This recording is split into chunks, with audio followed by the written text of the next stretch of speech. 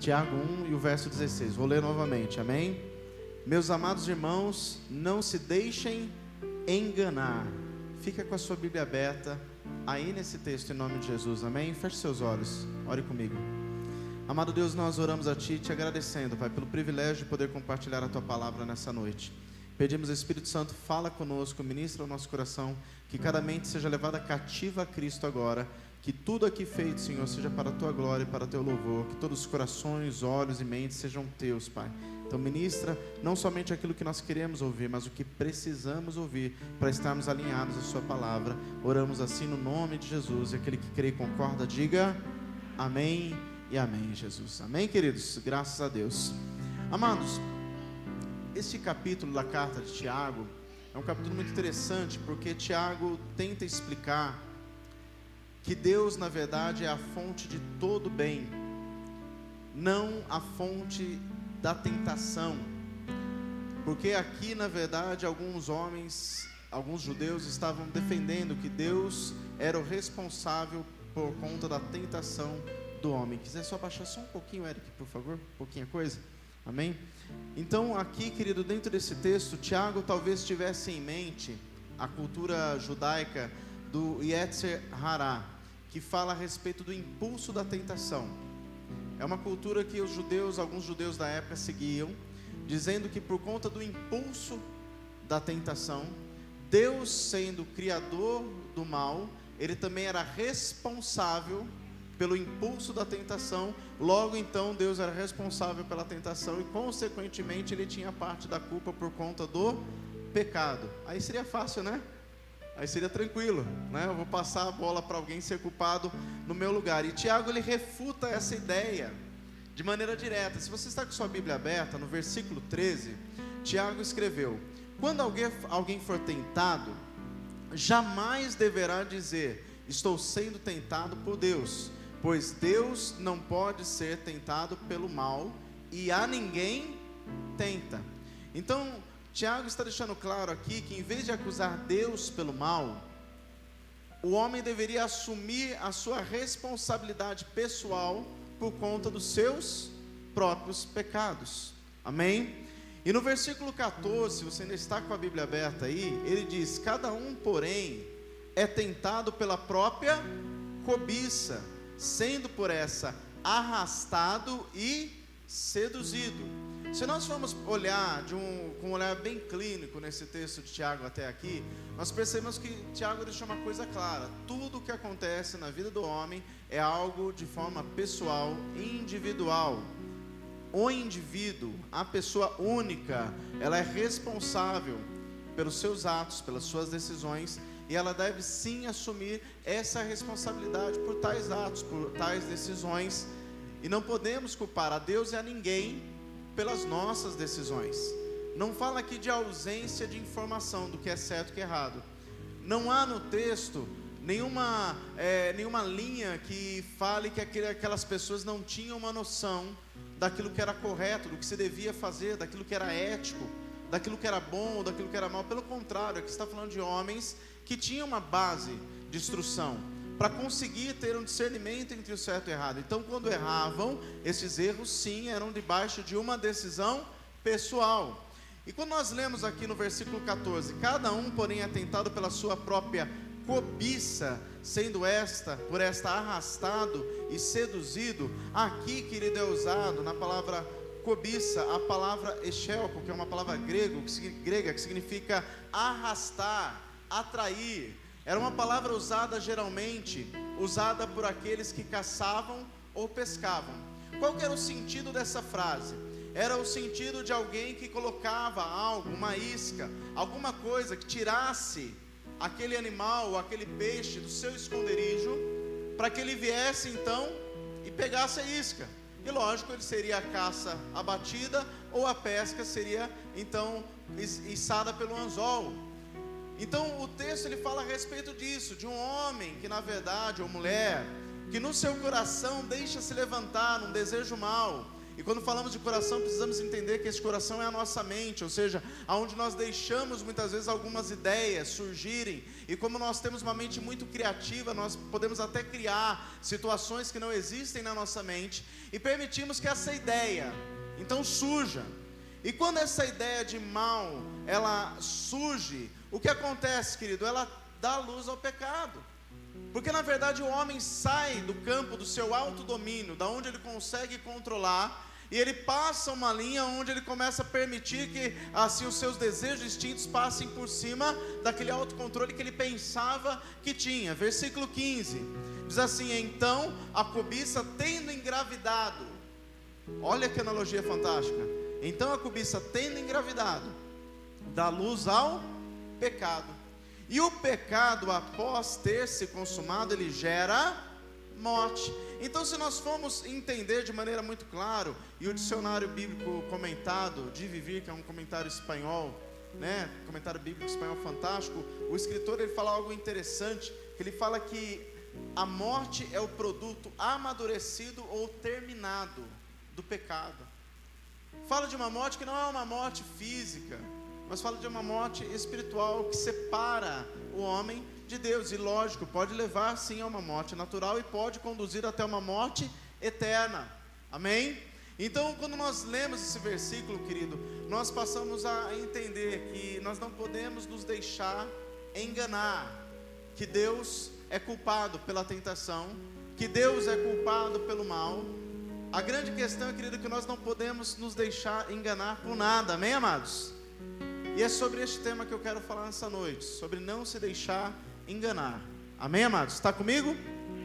E quando eu falava do cerne da mensagem, é justamente essa expressão, não se deixar enganar.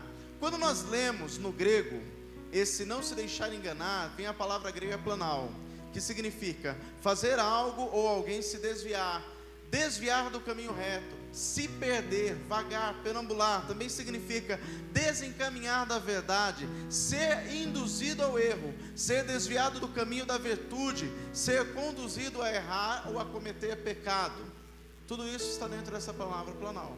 E é interessante porque a Bíblia, ela mostra algumas passagens que esta palavra aparece de maneira muito específica, e é sobre elas que eu quero compartilhar com você em nome de Jesus. Amém, amados? A primeira delas é essa que nós lemos de Tiago: amados irmãos, ou meus queridos irmãos, não se deixem enganar.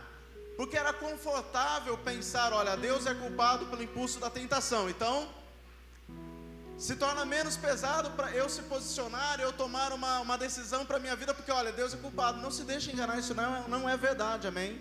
Isso não é verdade. Nós somos responsáveis pelas nossas decisões, pelas nossas escolhas e por aquilo que temos vivido. Amém, amados? Amém, igreja? A segunda passagem, querido, que aparece a palavra planal, está lá em 1 Coríntios, capítulo 6, e o verso 9. O apóstolo Paulo, nós vamos falar só de Paulo daqui para frente. Paulo, ele fala esta mesma expressão, também deixando claro a questão de um engano que estava ocorrendo na igreja de Coríntios. 1 Coríntios 6, verso de número 9, o texto diz: vocês não sabem que os perversos não herdarão o reino de Deus? Aí ele diz: não se deixem enganar, nem imorais, nem idólatras, nem adúlteros, nem homossexuais passivos ou ativos, ou seja, nenhum destes que Paulo descreve herdará o reino de Deus. Paulo estava falando da desordem dentro da igreja, de crente contra crente. Estava falando que a igreja havia se tornado permissiva com alguns pecados. É interessante porque hoje nós vemos sendo cobrado de algumas igrejas que pregam um evangelho mais light, um evangelho que não apresenta a cruz, o evangelho que apresenta Jesus apenas como Salvador. E quando nós falamos de Salvador é confortável, porque o Salvador salva, sim ou não? Mas se você ler a confissão de Romanos, não diz para nós confessarmos um Salvador, diz para nós confessarmos um Senhor. E quando é Senhor, está lá em Romanos 10, 14. Confere para mim isso mesmo? 10, 14, não, 10, 9, né, presbe? Me ajuda aí, né? Se confessares com a tua boca e creres no seu coração, será salvo. Isso mesmo, né? Amém. Minha memória. Queridos, o que eu quero que você entenda, nós confessamos um Senhor, logo Ele sendo Senhor, Ele tem comando. Se Ele tem comando, nós devemos ser submissos à sua vontade, viver debaixo da sua vontade, do seu querer. Sendo o Senhor, Ele também salva. A salvação é uma consequência de reconhecê-lo como Senhor da nossa vida. Tanto quando você faz a oração aceitando Jesus, você ora reconhecendo a Jesus Cristo como seu único e suficiente Salvador, amém? Mas antes de você fazer essa oração, você o aceita como Senhor, crendo no seu coração e confessando com a sua boca, amém, amados? Então aqui no texto, nós vemos que Paulo estava falando de maneira direta para a igreja, porque a igreja tinha passado a tolerar alguns pecados. Ah, pastor, mas se a igreja não receber a pessoa assim, a igreja não tem amor. Não, pelo contrário, a pessoa recebe a pessoa em pecado em amor. A Bíblia diz, vinde como estás. Só que a partir do momento que a pessoa chegou, ela começa a ser ministrada e o pecado começa a ser confrontado, porque embora você tenha vindo como você está, você não pode permanecer como você está. Você tem que permitir que o Espírito Santo comece a tratar no seu coração, comece a mostrar as áreas que tem que ser mudadas, as áreas que tem que ser transformadas. Tem que permitir que o Espírito Santo até mesmo nos confronte, nos cobre em alguns momentos, para que nós venhamos a vigiar mais, a prestar mais atenção. Não dá para você viver como aquela expressão antiga do crente Gabriela, eu vivi assim, eu sou assim, vou viver assim, Gabriela, não pode. Amém, amados? Tem que haver mudança, tem que haver transformação. Quando fala de novidade de vida, é fruto dessa transformação. Quem está me entendendo, diga amém.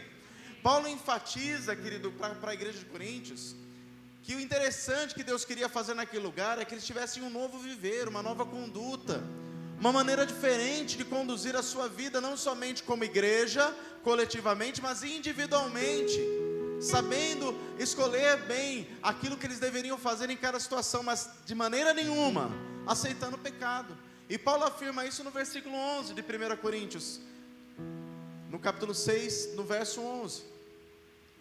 Ele mostra aqui de maneira prática os três aspectos do trabalhar de Deus na nossa salvação. Ele diz assim no versículo 11: assim foram alguns de vocês, alguns que toleravam o pecado, alguns que viviam de forma errada. Aí ele continua, porque nós não somos mais esses. Ele continua dizendo, mas vocês foram, primeiros, lavados. O sangue de Jesus nos lavou de todo pecado. O pecado traz mancha, o sangue de Jesus vem sobre nós, nos lava, nos deixa limpos. Segundo, ele diz, vocês foram santificados. A santificação que é separação. Somos separados para servir ao Senhor e para fazer aquilo que Ele deseja. E foram justificados no nome do Senhor Jesus Cristo e no Espírito de nosso Deus. Por quê? Nós não tínhamos como nos justificar diante de Deus. A nossa condição era pecaminosa. Não havia como pagarmos o preço do pecado que se iniciou em Adão. Mas Jesus vem como novo Adão e através dele nós somos justificados. Tanto que em Romanos 8, verso 1, Paulo escreveu: nenhuma condenação há para aqueles que estão em Cristo Jesus, amém? E esta mesma palavra planal, ela também está presente em 1 Coríntios 15, verso 33, vai um pouquinho para frente, em que Paulo escreve também para a igreja de Coríntios, dizendo assim: não se deixem enganar. Olha aí novamente a expressão, não se deixem enganar, as más companhias corrompem os bons costumes. Presta atenção, a igreja de Corinto, ela estava no coração da cultura grega. A cultura grega, não vou entrar nesse mérito aqui, mas a cultura grega não cria na ressurreição. E para alguns crentes da igreja de Corinto, que ficavam naquela coisa dividida entre a cultura que eles tinham aprendido, que ouviam, com aquilo que estava sendo pregado a respeito de Jesus Cristo e tal, eles tinham dificuldade de crer a respeito da ressurreição. Então, se você ler o capítulo inteiro de Coríntios, e peço que você faça isso para conferir se é verdade, Paulo escreve esse trecho da carta para tentar consertar a situação, para deixar claro a respeito da ressurreição, do propósito de Deus, o que aconteceria. Eu não vou entrar nesse mérito aqui por conta de tempo, mas eu quero que você entenda que é naquilo que os gregos ensinavam. Praticamente tudo se resumia numa linha de pensamento clara. Olha, depois da morte não tem mais nada. A mente, ela está aprisionada ao corpo, mas depois disso ela vai ficar solta. Então, ou seja, aquilo que você tem que fazer, faça agora. Procure viver agora, viva o momento. Faça do momento o melhor possível, porque talvez você não vai ter nada depois. E aqui Paulo está falando, ó, não fique perto destas pessoas, não compartilhe o caminhar com pessoas que têm uma linha de pensamento desta forma, pessoas que não creem naquilo que está sendo ensinado, porque essas pessoas podem te influenciar. Amados, o ser humano, ele tem a sua formação de personalidade, caráter, através da influência. Você querendo ou não, admitindo ou não, você é influenciado. Olha para a tua roupa. Você não está vestindo ela porque você simplesmente escolheu para vir no culto. Não, algum lugar você viu alguém com uma roupa semelhante. Quando você foi na loja, você falou, que roupa bonita, e comprou para você. Os cortes de cabelos que você está usando aqui, o meu, o seu, de alguma forma nós fomos influenciados. Não tem muito o que cortar mais aqui, mas fomos influenciados e cortamos dessa forma. O óculos que você está usando, né? Você que usa óculos aí, você não comprou óculos de qualquer forma, houve uma influência para você comprar esse estilo de óculos. Você está me entendendo, amados? Admitindo ou não, querendo ou não, nós somos influenciados. E Paulo aqui fala dessa questão muito séria, porque nós podemos ser influenciados para fazer o bem, isso é bom, estar próximos de pessoas que nos ajudem a fazer o certo, nos ajudem a tomar uma direção correta, mas também, quando estamos perto de pessoas que não fazem, nós podemos ser influenciados para fazer o mal, para ter péssimas escolhas. Querido, isso é muito sério, querido. Eu gostaria de compartilhar com você um texto que está em Provérbios 24:1, não precisa abrir, porque na verdade não é só um momento, nós temos que entender que tem uma eternidade, e Deus tem me levado a falar muito disso nesses últimos dias. Provérbios 24, verso 1 diz assim: não tenha inveja dos ímpios, e nem deseje a companhia deles. Quando Provérbios, o escritor fala a respeito disso, porque muitas vezes nós olhamos algumas situações de grupos e queremos até estar juntos, porque em algumas situações você fazer o certo vai te deixar sozinho. Algumas situações, por você fazer o certo ou seguir o certo, as pessoas não vão querer estar próximas de você em alguns momentos da sua vida. Só que isso, querido, é um preço pequeno a pagar. Você sabia que Jesus também ficou sozinho? Lá no Getsêmani, os discípulos não conseguiram orar com ele. Ele ficou sozinho. Na cruz foi outro momento que ele ficou sozinho. Nem Deus olhava para ele. Lembra da expressão? Eli, Eli, sabachthani. Mesma expressão encontrada no Salmo 22. Deus meu, por que me desamparaste? Querido, ficar sozinho não é fácil. Mas se for para ficar sozinho, para fazer o certo, entenda, você não está sozinho, você está com Deus, e um com Deus é a maioria. Querido, nós precisamos entender, queridos, que está num campo de escolha. Davi, quando ele fala a respeito da sua integridade no Salmo 26, se você quiser abrir comigo, ele não está falando que ele vivia uma vida de pecado ou isenta de pecado, pelo contrário, ele está deixando claro: ó Deus, eu tenho um relacionamento próximo contigo, um relacionamento sério, um relacionamento firme contigo. E ele escreve o Salmo 26, a partir do verso 2, se você quiser ler comigo, ele diz assim: sonda-me, Senhor, e prova-me. Ele está dizendo: Deus, eu tenho um relacionamento íntegro contigo, olha para mim, sonda o meu coração, examina o meu coração e a minha mente, pois o teu amor está sempre diante de mim, e continuamente sigo a tua verdade. Aí ele expressa de maneira direta: eu não me associo com homens falsos, não ando com hipócritas, detesto o ajuntamento dos malfeitores, e não me assento com os ímpios. Davi não está dizendo que ele vivia numa bolha, amados. Olha para mim, você não tem que viver numa bolha, afastado de todo mundo. Davi está falando com Deus que a conduta dele era correta, apesar de às vezes ter que conviver em ambientes de pessoas que não criam na mesma coisa, não agiam da mesma forma.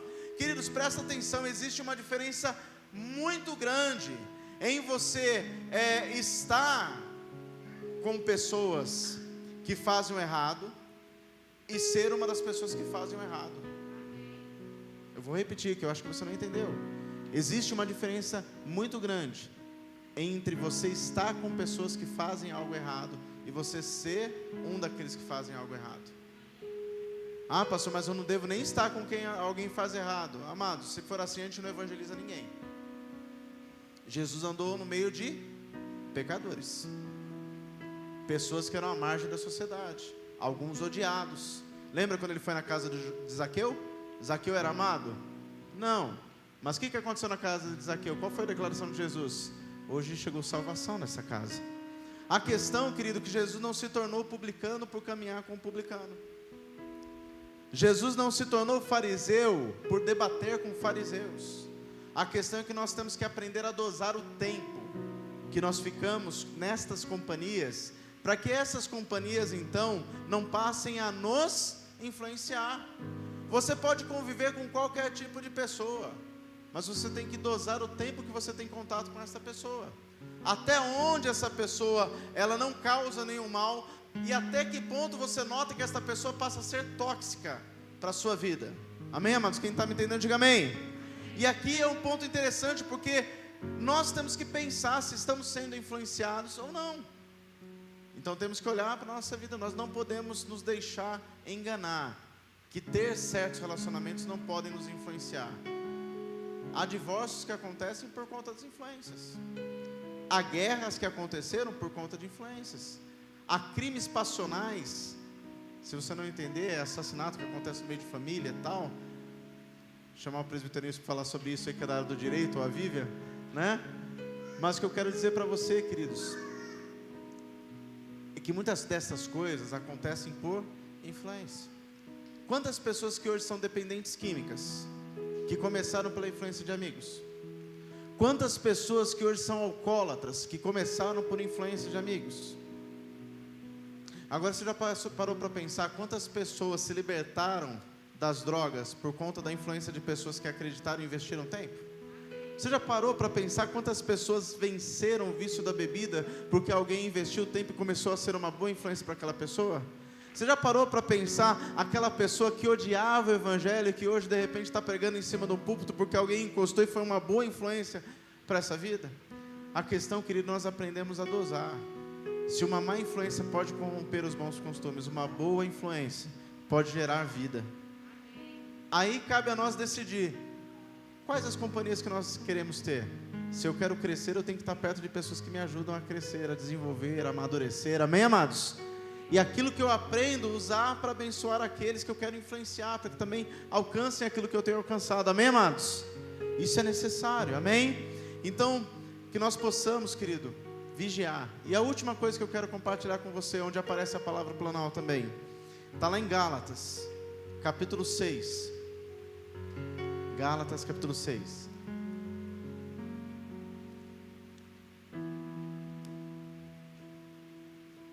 Aleluia. Quem está acordado, dá uma glória a Deus. Quem está dormindo, diga aleluia.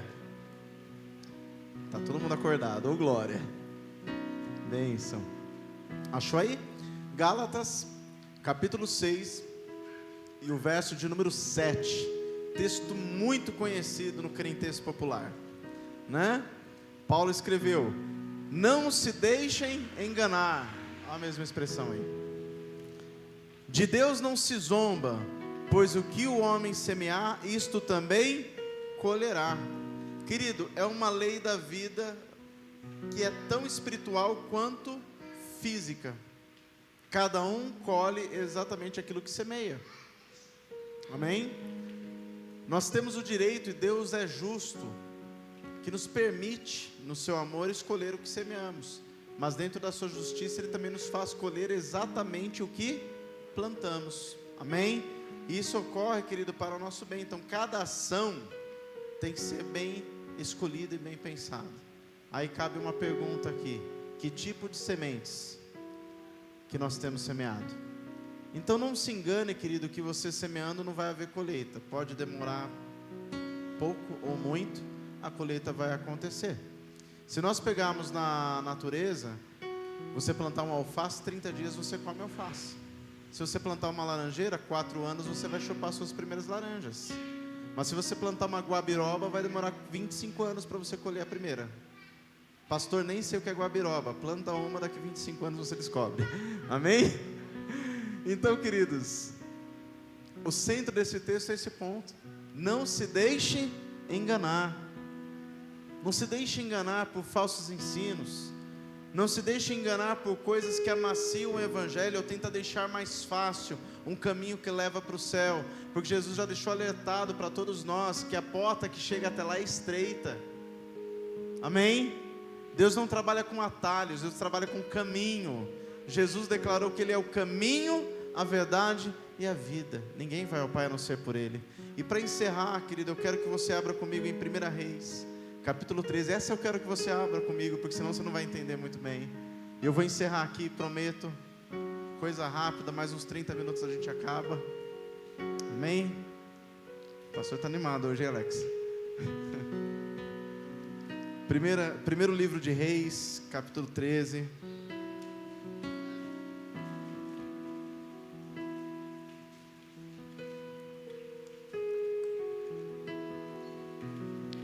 Deus levanta um profeta em Judá, que vai até Betel, para alertar Jeroboão a respeito da idolatria. Tem algo inusitado que acontece aqui. Leia comigo aí. Diz assim, a partir do verso 1. Por ordem do Senhor, um homem de Deus foi de Judá a Betel, quando Jeroboão estava de pé junto ao altar para queimar incenso. Então ele clamou contra o altar, segundo a ordem do Senhor, dizendo: ó altar, assim diz o Senhor, um filho nascerá na família de Davi, e se chamará Josias. Sobre você ele sacrificará os sacerdotes dos altares idólatras, que agora queimam incenso aqui, e ossos humanos serão queimados sobre você. Naquele mesmo dia o homem de Deus deu um sinal. Este é o sinal que o Senhor declarou: o altar se fenderá, e as cinzas que estão sobre ele se derramarão. Quando o rei Jeroboão ouviu o que o homem de Deus proclamava contra o altar de Betel, apontou para ele e ordenou: prendam-no. Mas o braço que ele tinha estendido ficou paralisado e não voltava ao normal. Além disso, o altar se fendeu e as suas cinzas se derramaram conforme o sinal dado pelo homem de Deus por ordem do Senhor. Então o rei disse ao homem de Deus: interceda junto ao Senhor, o seu Deus, e ore por mim, para que meu braço se recupere. E o homem de Deus intercedeu junto ao Senhor, e o braço do rei recuperou-se e voltou-se ao normal. E o rei disse ao homem de Deus: venha à minha casa e coma comigo, e eu o recompensarei. Presta atenção. Mas o homem de Deus respondeu ao rei: mesmo que você me desse metade dos seus bens, eu não iria com você, nem comeria, nem beberia nada neste lugar. Versículo 9, preste atenção. Pois recebi estas ordens pela palavra do Senhor: não coma pão, nem beba água, nem volte pelo mesmo caminho por onde veio. Por isso, quando ele voltou, não foi pelo caminho pelo qual vindo a Betel. Entenderam a ordem de Deus para o profeta? Não coma pão, não beba água, não volte pelo caminho. Versículo 11. Ora, havia um certo profeta idoso morando em Betel. Seus filhos lhe contaram tudo o que o homem de Deus havia feito naquele lugar, e também como ele dissera ao rei. E o pai lhes perguntou por qual caminho ele foi, e os seus filhos lhe mostraram por onde tinha ido o homem de Deus que viera de Judá. Então disse aos seus filhos: selem o jumento para mim. E depois de selarem o jumento, ele montou e cavalgou à procura do homem de Deus, até que o encontrou, sentado embaixo da grande árvore. E lhe perguntou: você é um homem de Deus que veio de Judá? E ele respondeu: sou. Então o profeta lhe disse: venha à minha casa comer alguma coisa. Presta atenção no versículo 16 e 17, na resposta do profeta que veio de Judá. O homem de Deus disse: não posso ir com você, nem posso comer pão ou beber água neste lugar. A palavra do Senhor deu-me esta ordem: não coma pão, nem beba água lá, e nem volte pelo mesmo caminho por onde você foi. Amados, está clara a ordem de Deus? Pela segunda vez aqui no texto nós vemos que a ordem de Deus ela está clara, é como água, é nítido o negócio aqui. Amém? Então vamos lá, versículo 18. E o profeta idoso respondeu: eu também sou profeta como você. E um anjo me disse por ordem do Senhor: faça-o voltar para sua casa, para que coma pão e beba água. Mas ele estava mentindo. E o homem de Deus voltou com ele e foi comer e beber em sua casa. Enquanto eles estavam sentados à mesa, a palavra do Senhor veio ao profeta idoso que o havia feito voltar. E aqui, amados, é Deus mesmo falando, já não era mentira. E ele bradou ao homem de Deus que tinha vindo de Judá: assim diz o Senhor, você desafiou a palavra do Senhor e não obedeceu a ordem que o Senhor seu Deus lhe deu. Você voltou, comeu pão, bebeu água no lugar onde ele lhe falou que não comesse nem bebesse. Por isso, o seu corpo não será sepultado no túmulo dos seus antepassados. Quando o homem de Deus acabou de comer e beber, o outro profeta selou seu jumento para ele. E no caminho, um leão o atacou e o matou. E o seu corpo ficou estendido no chão, ao lado do leão e do jumento. Amados, é bem simples de entender. Deus tinha dado uma ordem clara ao profeta: vai, confronta Jeroboão a respeito da idolatria, não come nada lá, não bebe nada, volta por um caminho diferente do que você veio. Está claro. Aí chega esse profeta idoso e mente para ele, mas presta atenção, Deus já tinha dado uma ordem expressa para o profeta. No entanto, ele volta com esse profeta idoso para comer. E Deus deixa muito claro que ele não voltaria, o seu corpo não seria então enterrado no túmulo dos seus antepassados. Tanto que, se você ler a continuação do texto, aquele profeta idoso, quando fica sabendo da morte, ele vai até lá onde estava o corpo. E ali é interessante porque é uma cena em que o leão estava deitado ao lado do corpo. Ele não havia comido, ele só matou, que foi a palavra do Senhor. Ele só matou, ele não feriu o jumento estava paradinho ali do lado. Então o idoso traz aquele corpo do profeta que não voltou à terra dos seus pais e acabou sendo sepultado ali. Ou seja, Deus cumpriu a sua palavra aqui, porque foi praticamente uma consequência daquilo que aquele homem decidiu fazer. Ele tinha uma ordem, ele tinha uma direção clara, mas ele se deixou enganar. Você está começando a entender o que eu quero dizer, querido? Muitas vezes nós sabemos o que é certo, mas se deixamos enganar, porque de repente é mais confortável. De repente ele estava com fome, de repente ele estava cansado. Mas o cara é um profeta de Deus, o cara é gente fina, chegou aqui, o anjo falou com ele, mesmo não falando comigo, tá bom, porque agradou os ouvidos. E às vezes porque agrada os ouvidos, agrada os nossos olhos, nós se deixamos enganar, querido. E Deus responsabiliza aquele que, tendo conhecimento da verdade, prefere se apegar na mentira. Amado, isso é muito sério, porque o homem de Deus conhecia, querido, a verdade, e ele não se apegou à verdade, ele preferiu se apegar à mentira. Ele se deixou enganar, e a consequência foi morte. Quem está me entendendo, diga amém. Querido, nós somos responsáveis em nos apegar à verdade. Como nós somos responsáveis se nós nos deixamos ser enganados e se apegamos à mentira? Nós somos responsáveis. A questão é que o centro da série nessa mensagem nessa noite é que nós não podemos nos deixar ser enganados. Nós não podemos se enganar a respeito de qualquer situação. E para encerrar, amados, 1 Pedro 2, verso 1 ao 3, Pedro escreveu assim, ouça, ele dá uma direção para a igreja e para todo homem e mulher que quer viver algo novo em Deus. Ele diz assim: livre-se de toda maldade, de todo engano, hipocrisia, inveja e toda espécie de maledicência. Como crianças recém-nascidas, desejem de coração o leite espiritual puro, para que por meio dele cresçam para salvação, agora que provaram que o Senhor é bom. Você já provou que o Senhor é bom na sua vida? Você já provou que Deus cuida de você, da sua família? Você já provou o amor de Deus? Então vem uma pergunta para a gente encerrar. Se já provamos que Ele é bom, por que ainda nós nos deixamos ser enganados pelo pecado? Tem que haver uma decisão em nós, querido, de se apegar na verdade e viver por ela, custe o que custar. Amém? Amém, amados?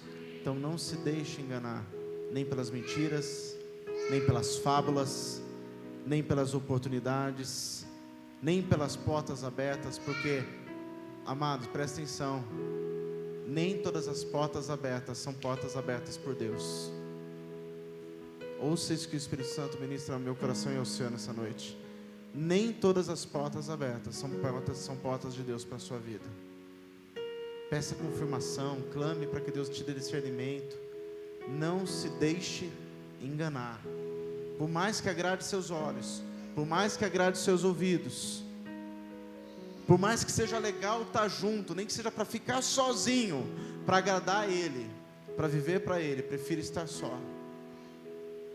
Deus vai trazer pessoas de valor do seu lado, querido. Pode ter certeza, você não vai ficar sozinho para sempre, não.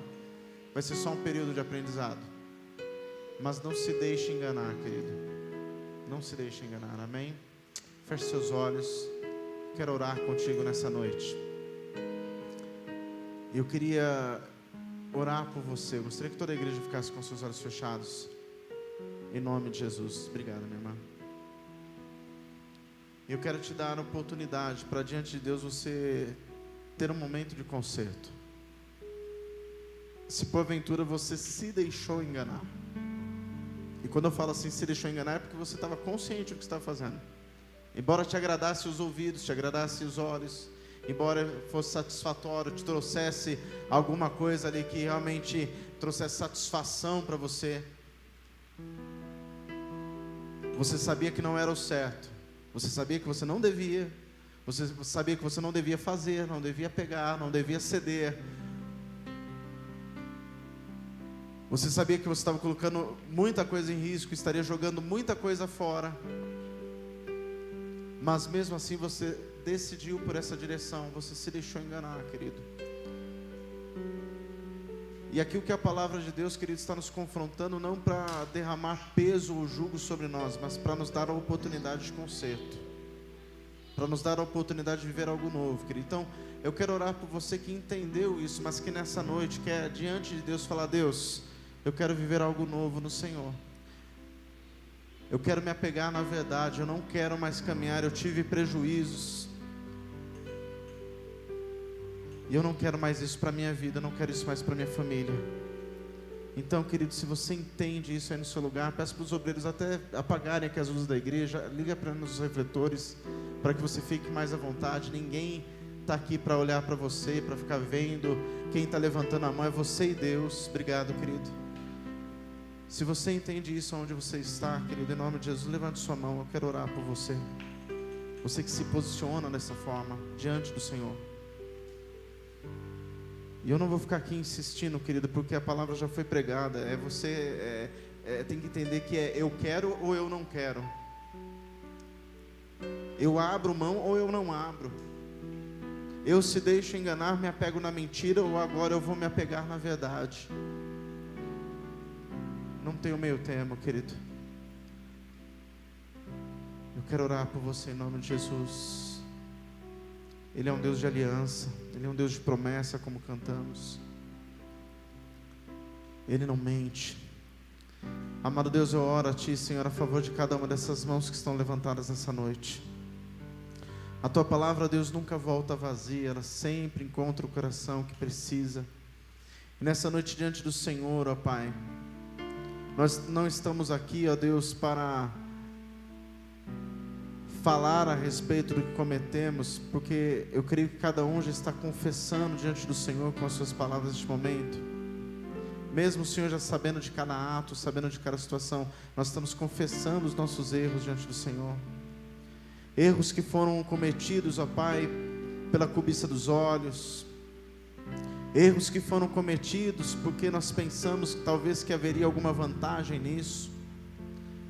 Erros que foram cometidos porque de repente nós nos iludimos por conta daquilo que nossos olhos viam, por aquilo que nossos ouvidos ouviram. Mas a realidade, Senhor, é que nós sabíamos que estávamos nos enganando, sabíamos que aquilo não ia mudar nada, pelo contrário, poderia até piorar como piorou.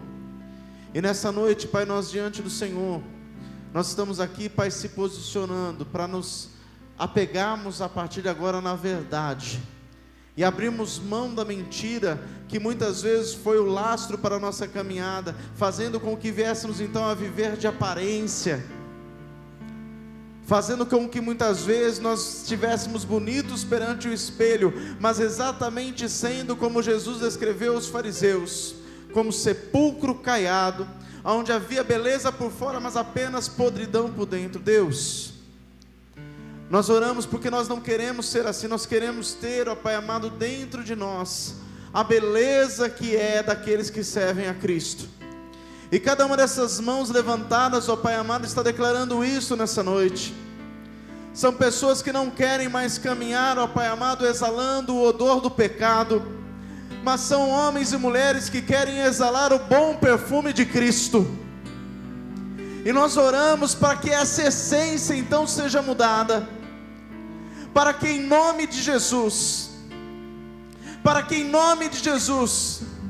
todo engano do pecado seja derrubado por terra agora, em nome de Jesus. Toda ilusão do pecado agora seja desfeita, em nome de Jesus. Que toda prisão, todo grilhão que tem aprisionado essas pessoas nessas situações serão quebrados agora, em nome de Jesus. E que a partir desta noite venhamos a nos apegar na verdade que é Cristo, em viver somente para Ele, caminhar dentro da sua vontade, do seu querer, não nos deixando se enganar em nenhuma situação mais, mas pelo contrário, sermos dirigidos, conduzidos pela sua boa e potente mão, que nos conduzirá àquilo que o Senhor tem de melhor. Confiamos, Deus, nas suas promessas ao nosso respeito. Confiamos, Deus, na aliança que foi forjada com o sangue da cruz. Confiamos, Deus, nos propósitos que o Senhor tem para cada um de nós.